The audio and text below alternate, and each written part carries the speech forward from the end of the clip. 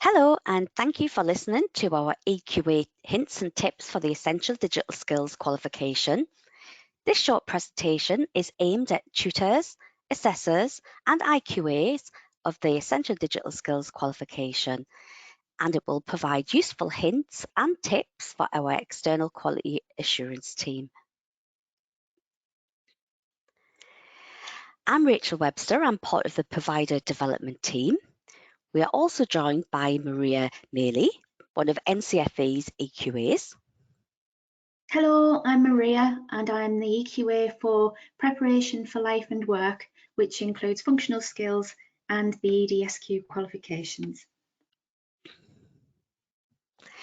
Okay, our main focus is to explore the Essential Digital Skills qualification and provide hints and tips that we have been gathering from our EQAs. But before we do, I'd just like to do a short overview of the controlled assessment. You can see the assessment overview on the screen now. The controlled assessment is externally set online via Surpass, internally marked and externally quality assured. The assessments at both entry level 3 and level 1 consists of two components, section A and section B. Section A is the knowledge section, which consists of specific multiple choice questions that learners must complete. The Surpass system will automatically mark section A. Section B is the skills section in which learners complete specific tasks in this section, and they upload their completed work to Surpass, and the assessor will then mark the work after the controlled assessment has taken place.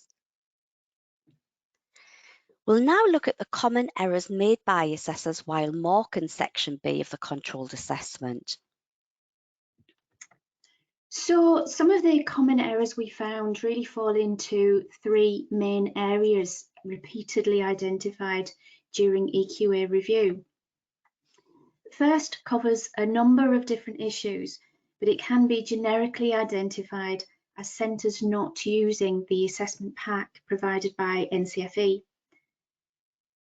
When the centre books the EDSQ controlled assessment through the NCFE portal, an assessment pack is made available for download. Centres must ensure that they use the materials within this pack for the learner for whom it was booked. So this will include the witness observation record form. Centres must ensure they use the witness observation record report form in the pack and must not save it or reprint copies for other learners. Centres must also ensure that the witness observation record is completed during the live assessment by the supervisor or the assessor, and that the declaration is signed and dated. Now, if the supervisor is not the assessor, then it should be handed to the assessor as soon as possible after the assessment. The assessor must double check that the supervisor has signed and dated the report form. The pack will also include the mark scheme for the booked assessment. Assessors and IQAs must ensure that they use the mark scheme that is issued in the assessment pack to mark the learner's work. They must further ensure that marks are only awarded if the evidence requested in the mark scheme is present in the final submission and that it fully aligns to the mark scheme. The pack also includes the assessor feedback form. Assessors must use this form to provide written feedback to every learner about their performance. This should identify specifically where the learner has dropped marks and how they could further improve. Feedback forms must be signed and dated by the learner and the assessor as part of their authentication, and should be returned to the assessor by the IQA if they are in any way incomplete. The second most common error identified during EQA reviews is that of missing evidence. Centres are reminded of the audit trail, so even if the assessor has seen the learner produce the evidence during the assessments, marks can't be allocated unless the evidence is uploaded onto Surpass. The mark schemes explicitly identify where the witness observation record can be used and where learner evidence must be provided. So, for example, where a screenshot is required to evidence which folder the learner has saved their work in, the screenshot must be uploaded as evidence on Surpass. If this evidence is not uploaded, the assessors mustn't award the mark. If learners, for whatever reason, have not been able to upload the evidence, the centre must contact NCFE's customer support team for further guidance. The third most common error at EQA review is missing or inadequate IQA feedback. IQAs must provide written feedback to assessors about their performance. This must include the accuracy of marking, whether feedback enables learners to improve their skills, whether the regulations have been adhered to, and whether all documentation has been fully completed. This should include where signatures and dates are present and whether all learner evidence is available. IQAs are reminded that where assessor performance does not meet minimum NCFE requirements, work must be returned to the assessor for resubmission, and that inaccurately marked assessments must not be submitted for EQA.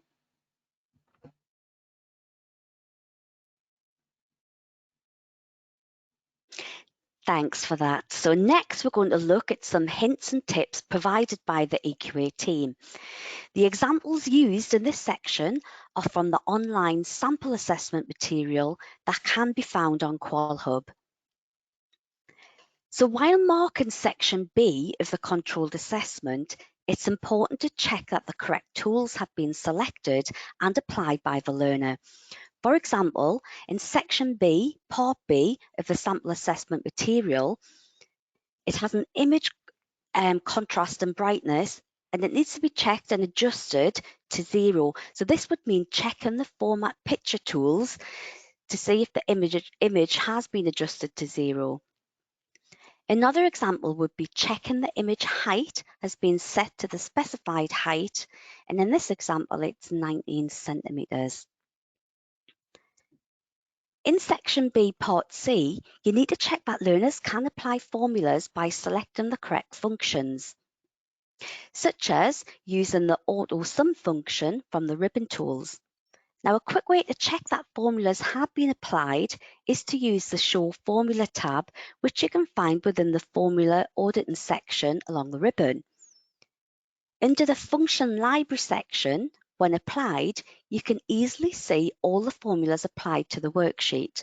So it's important not only to check for correct answers in the cell, but to check the learners have applied the correct formula to generate the correct answer. Now, another check that you may need to carry out is to see if items are sorted in ascending alphabetical order by selecting the Sort and Filter, and then the Custom Sort.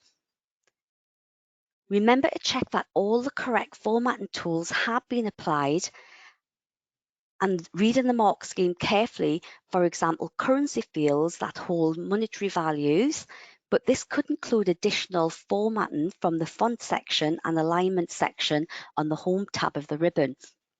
So please follow the mark scheme associated to the controlled assessment.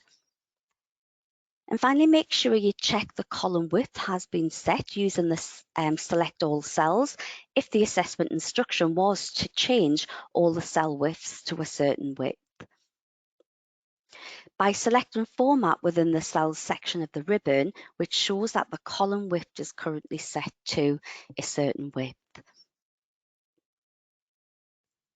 Now, following the correct mark scheme associated with the controlled assessment is vital, as it will show how many marks are available for each section as you work through the different sections. Now, an area that the EQAs have highlighted is missing screen print evidence. So marks are awarded if learners have uploaded their screen print evidence in addition to the document they've been working on. So for example, in the sample assessment, they've been editing a word processing document with a file name do's and don'ts and instructed to save this to a certain storage location. A print screen will be needed so learners can show that they can save the file in the correct storage location. Both files will then need to be uploaded to Surpass. This screen print evidence could be pasted into a Word document and saved with an appropriate name. The additional instructions that the assessors have prior to the assessment taking place will help the assessor prepare the learner before the assessment takes place. It lets you know where and what evidence is required for each part of the assessment. Now, another area that EQAs have identified is the creation of the pie chart, where marks have been wrongly awarded when legends are often missing, incorrect chart titles used. So what is the chart shown? So the chart title should be named to represent the data shown, and also checking the correct font and size has been used as indicated on the mark scheme.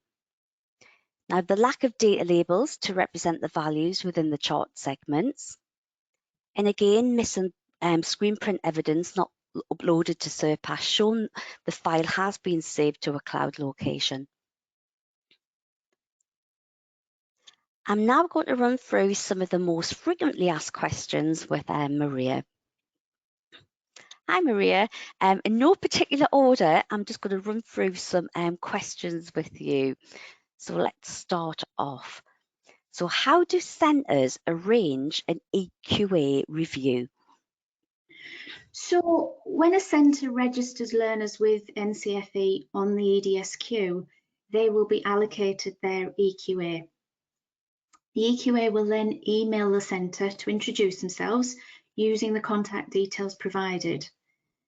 As soon as centres know when learners are likely to sit their EDSQ assessments, centres should contact their EQA to start discussing possible dates for an EQA review.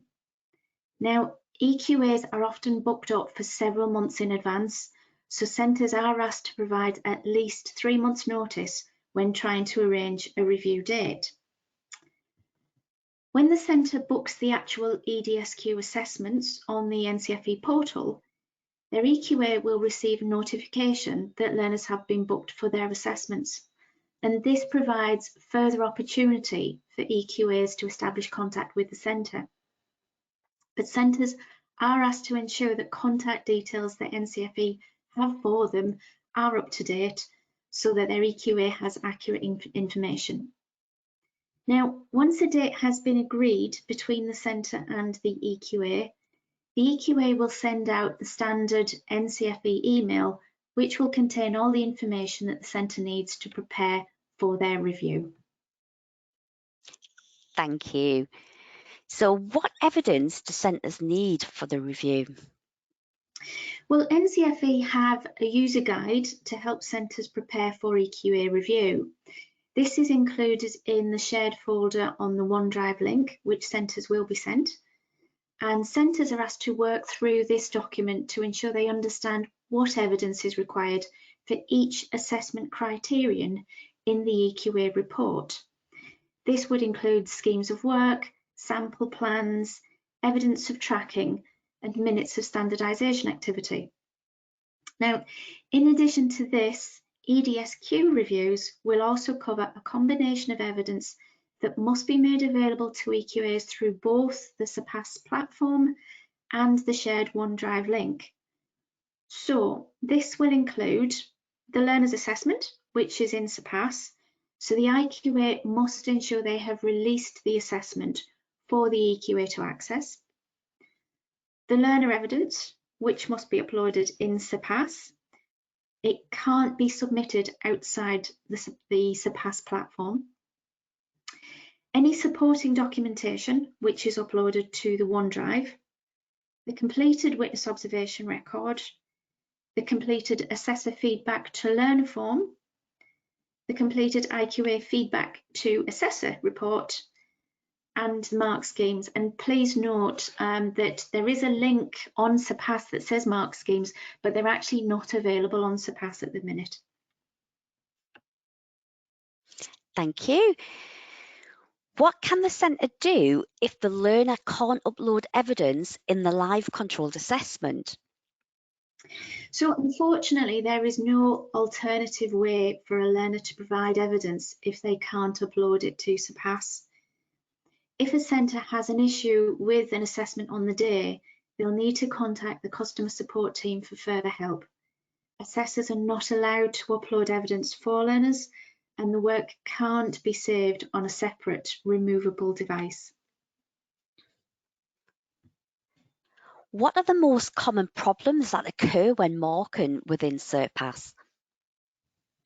Well, the issue most routinely experienced by the EQA team is marking that doesn't align to the NCFE mark schemes. Centres are asked to ensure that they use the mark schemes in the assessment pack when the booking is first confirmed, and that assessors and IQAs are fully conversant with these before the assessment. This will help the assessors understand, for example, which tasks require assessor observation to confirm assessment activity, or where the learner is required to provide a screenshot to evidence appropriate storage of a folder. Mark schemes provide a good level of detail to help assessors understand how marks should be allocated for each question. And if they're unsure, they should first speak to their IQA and then their EQA if they're still unclear. The second most common error in marking is where the assessor looks for the end results as evidence rather than the process that the learner has used to get there. So by this, I mean that learners must use the appropriate formatting tool to gain the mark. Assessors and IQAs must confirm this by accessing the formatting options on the document to see what the learner has used. And this is why learner evidence is in Word rather than PDF format. Assessors must not be content that the final product looks the same as the exemplar in the mark schemes, but that the learner has used the appropriate tools to achieve this. Now, thirdly, EQAs frequently find that the marking awarded on Surpass doesn't align to the witness observation record submitted. Assessors or supervisors must ensure that they complete the witness observation records during the live assessment and that they use the WAR template from the assessment pack, not a saved version from a previous pack. And one final issue often found at EQA is that additional screenshots of where learner evidence has been saved or stored are not uploaded to Surpass. Whilst the assessor might have observed the learner doing this during the assessment, a mark can only be awarded if the question specifically asks for it to be evidenced in the witness observation record. Where the mark scheme explicitly states that a screenshot is required as evidence, the mark can't be awarded where this has not been uploaded. Perfect, thank you. So how does a centre request remarking and then resubmit to EQA? Okay, so centres can't actually request a remark as such. The IQA role for the EDSQ is quite unusual, as IQAs and EQAs actually must second level assess the assessments. If the IQA disagrees with the assessor's marking, they must return it to the assessor for a remark before it goes to EQA. If the IQA is happy with the marking and releases the assessment for EQA, then the EQA will mark the assessment again.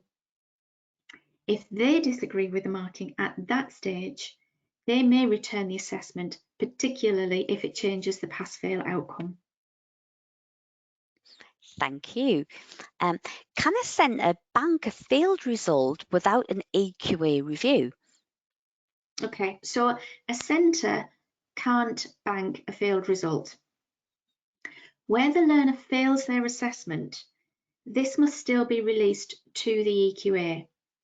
However, the EQA can bank the failed result without an EQA review. In fact, we found that it's really good practice if the centre notifies the EQA that a failed result has been released, as the EQA can then bank the failed result really quickly and centres can get on and book a resit as soon as the learner is ready. Brilliant. How does the centre know the pass mark for the live papers? So all assessment papers are subject to NCFE quality assurance and awarding processes before the final pass mark has been set. So centres might find that newly released assessment papers include what is referred to as a range of uncertainty for the EDSQ until the pre-awarding process is complete.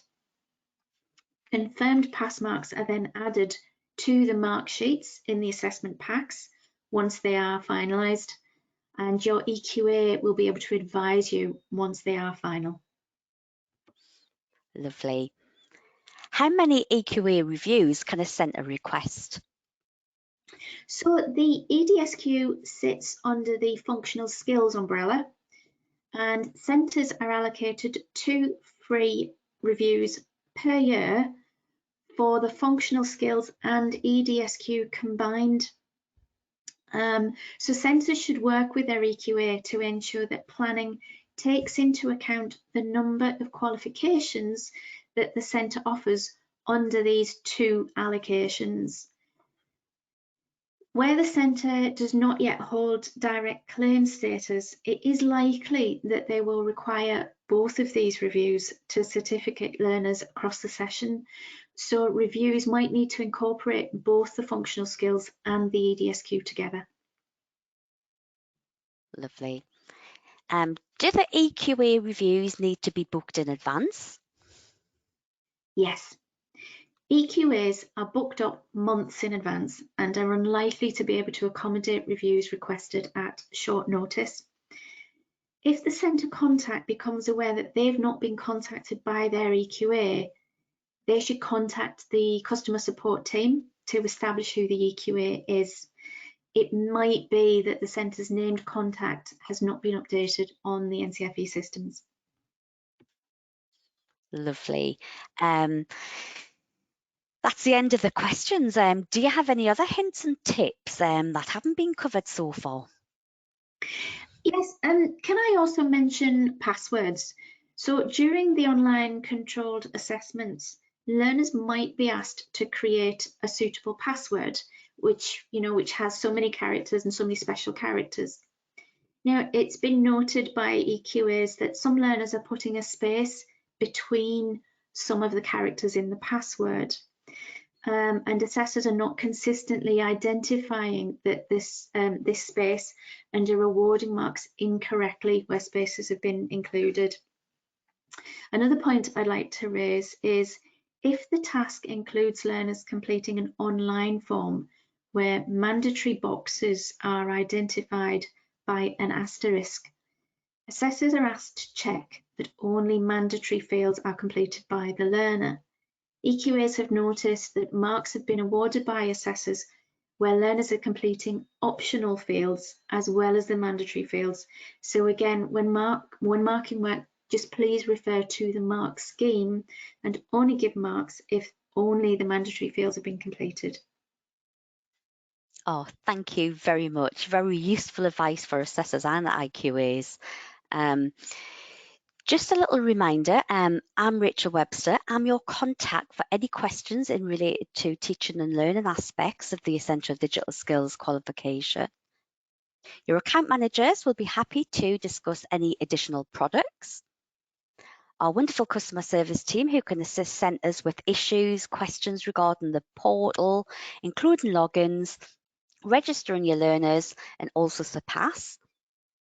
And finally, your dedicated EQA will contact your centre once an assessment has been booked on the NCFE's portal.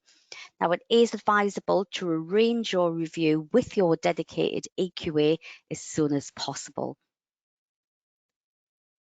Okay, we've reached the end of the recording. Many thanks for listening. I hope you found it useful, and we both look forward to working with you in the near future. Thank you.